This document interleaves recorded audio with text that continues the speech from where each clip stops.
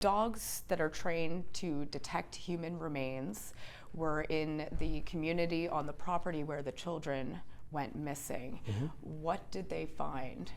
Well, they did not find or signify any, identify any scent of human remains during their search. So they searched the property around the family's home. They searched the area where we found the pink blanket, the pipeline area, and the intersecting trails, and they didn't. The dogs didn't indicate on any scent of human remains during those searches. What does that mean? Well, it means that they didn't locate any human remains or anything associated to this file or any open files, so there was no human remains found. It means that we've basically done, completed that area of the search. It doesn't necessarily mean that that there's no possibility that there isn't human remains there. There could have been a chance the dogs maybe missed it or whatever, but at the end of the day, we haven't located any human remains. So it doesn't mean that there is not human remains there? There's always a possibility that maybe the scent didn't hit the dog that day or what have you, but we're confident in the search patterns that were deployed and based on the best practices of our police dog services human remains detection handling unit, and we're confident in the search done, but we did not find human remains. Help the public understand how there could still be a possibility, though. What other factors could be at play? Well, I mean, the conditions at the time were good for the work we were doing, but I'm not entirely sure of exactly the technical things or the technical kind of terms to use associated to why they wouldn't have got seen or how something could be found in the area. But regardless, they could be tucked away in different areas. There could be anything that could have caused an odor not to be picked up by the dog. But again, to our best practices and the training and expertise of our PDS handling unit, we feel we've exhausted the area as best as we can. Really, there's no way you could say with 100% certainty? There just isn't a way I could say with 100% certainty. There's the reality is we're dealing with nature and things could happen that we don't understand right now. And at the end of this, when we find out where Jack and Lily are and bring them home, then we should have those answers and understand better. How many days were the teams on the ground? I believe it was around 3 days that the teams associated to this particular search, and they searched roughly 40 kilometers of area during that time. And what do you mean by 40 kilometers? Is that? Well, they do, again, I'm not a PDS dog handler, so I can't talk about all the specifics, and I wouldn't talk about all the specifics related to an investigation, but in general, they run certain search patterns and they do certain techniques and drills to kind of put the dogs out there and do the searching. So to say exactly how that looks, but they covered roughly 40 kilometers of area during the 3 days that they were searching, and covered all the areas that we felt were relevant to our investigation. Did they search inside the trailer? I would have to get back to you for specifics on that, but they did search in and around the property. I wouldn't be able to answer for sure right now. I could quickly find them. We'll get Stratcoms to find that answer, but I'm not sure if they went inside, but they did do the whole property around and the area around there, the pipeline trails, where the pink blanket's at, and then intersecting paths and areas. So. Did one of the handlers question the children's stepfather, Daniel Martell? I can't comment on what was said between Mr. Martell and the dog handler. That's really not something I'm aware of or have knowledge on, and I don't have any comment there. So, would it be common practice for a dog handler to question people who are involved in investigation? There may be circumstances. I mean, I'm not sure that there's strict protocols on talking or not talking. I mean, when a dog handler, and maybe not protect this circumstance, but if you show up somewhere and you need to use a dog, you would probably gather some information to help you get that started. So there could be reasons for sure for PDS to be talking to somebody at the scene to get the information they need. But again, there's no solid and fast rules on that. So yeah, they may talk to people when they deploy, when they may not. So. Given there were no human remains detected and that these were locations that were the highest areas of probability, Is there any other possibility of cadaver dogs being brought in again? Absolutely. If we have information or evidence or facts that suggest that there'd be benefit to bringing in whatever resources available to the RCMP, we will look at deploying that resource when it's relevant, pertinent, and beneficial to the investigation. So if there were information or anything that we needed to do or an area we needed to cover again or anything like that, then we would look at bringing them back in and having that done. What happens now? Now we continue on with our investigative work. Nothing stopped from the second day of this investigation when major crime took carriage and began collating and sorting and organizing the information and planning the investigation.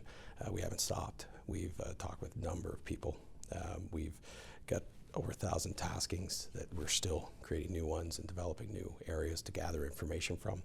We've reviewed over 8,000 videos, thousands of hours of video from the area, and we've done an extensive ground search using both technical capabilities, partner agencies, GSAR, DNR, to as thoroughly as we possibly can search the area around the home and those other areas that I mentioned. And that's if we continue to gather information, make decisions based on that, and if those information suggests that we need to do more searching, we will. So the investigation hasn't let up since May 2nd? No, it has not let up, and it won't. This is not something that we stop working on. We've got 2 young children, Lilly and Jack, who've gone missing from their home, and it is a Missing Persons Act investigation still at this time. But we need to find answers to that. There's a lot of legitimate public concerns about how 2 children go missing and we can't find them, so we're going to continue until we have answers. RCMP have been conducting forensic testing, including on the pink blanket that you mentioned. What can you say about what results came back or what we know about the forensic testing? Of course, I can't say much about the details because it's part of our investigation and there's a process we go through, and we don't want to put out much information. But we've been working with our National Laboratory Services to have the DNA testing done and to get any type of testing related to this investigation in as timely manner as possible. It's been at least a week since the dog handlers were on site. Why is there a lag in informing the public of what they didn't find? Well, I'm not sure about the lag. We put our information together. We wanted to make sure that we provide accurate information to the public, and both that and some availability for me to be able to come and talk to the public. We wanted to make sure that I had that availability. So there was some delays about that, and we didn't have immediate information that we felt was going to change or collect evidence for us or change the direction of the investigation. So we felt we should maintain an organizational approach to this and make sure that we're prepared to provide the information we have and set up these QAs. So that's a bit of the delay. But basically there wasn't immediate information we felt we needed to share with the public, and that we would take the time to get our messaging in line and set up the meetings like this. So. You're a major crimes investigator, and yet this case is being investigated under the Missing Persons Act. Is that still the case? Absolutely. Yes, it is, under the Missing Persons Act. One of the things that major crime brings is the ability to collect, manage, collate, organize, and review large volumes of information using some of our standard practices on information control and management. So when you have a file like this that's large, we do support an investigative capacity. So there are other areas that sometimes major crime would support an investigative capacity. Larger incidents that maybe aren't necessarily the specifics of major crime, but they need that extra added boost for file management, information management, things like that. So we do support in different areas like that, but we are the lead on this investigation because of the large size, the volume, and our ability to interconnect different parts of the RCMP to kind of understand what their capabilities are and bring to bear on a given situation. So that's part of the reason why we remain involved in the lead in the investigation. So to be clear, it's currently not a criminal investigation. No, it's not. We don't have any. We haven't collected evidence or facts or information that suggests criminal investigation or charges or anything like that at this time. So we are still investigating a Missing Person Act. The news release today mentioned you're exploring all possibilities. I think a lot of people are wondering what the possibilities are here. Yeah. Of course, I can't talk about our investigative theories in our direction, but part of the role of being an investigator is to be unbiased and collect information and fact to make decisions based on that. So we continue to do that. We will continue to do that until we have the answers we need to bring Jack and Lily home. What would you say to members of the public, members of the family who really want answers? What I would say to them is that we are grinding as hard as we can to get those answers for them. We want the answers as much as everyone else. We're family people. We have children, we have families, we're aunts, uncles, grandparents, we're everything, not a grandparent yet, but we have the same connections to our communities and our families as everyone else, and we understand the concern. We are concerned, and we are working hard to gather all the information that we can to get the answers to bring Jack and Lily home, and we won't stop that. Is there anything else you'd like to add? I would like to thank the public for the cooperation and information that they have provided.